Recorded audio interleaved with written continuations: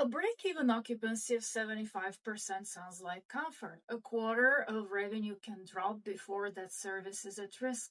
That feels like room to breathe, but it is not. Break-even occupancy is one of the most misunderstood metrics in passive investing. It looks like a safety metric. It is actually a snapshot of time.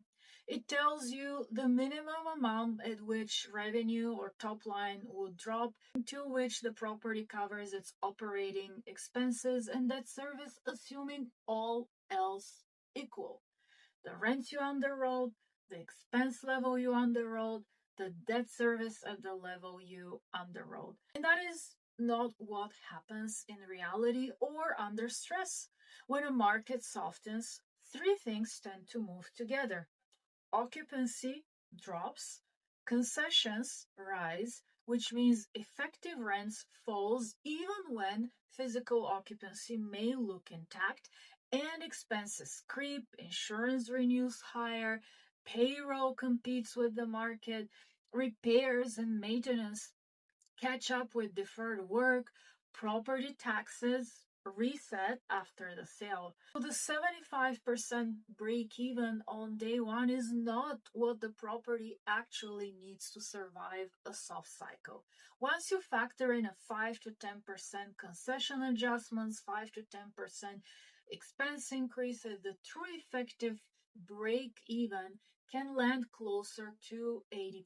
And that changes the conversation. The deal that looked like it could absorb a 25% top line drop may actually only absorb 10 or 15. The cushion you thought you were buying was an arithmetic comfort, not a structural one. This is where the question shifts. Do not ask what break even occupancy is.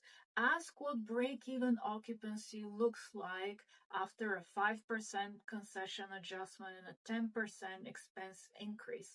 Ask a sponsor to walk you through that scenario in their sensitivity analysis, and not only over a year, but over a 5-year horizon. Most models can run it in 30 seconds and they can show you that. Most offering decks do not show that. When the sponsor cannot or will not produce that number, the absence is the answer. Break even occupancy is useful, of course, but only when it is paired with assumptions that make it stable. On its own, it's a number that flatters the deck and tells you very little about what actually happens when reality hits. A safety metric, by definition, has to hold under pressure. Break even occupancy on day one alone does not. It holds the model, but model is not the property.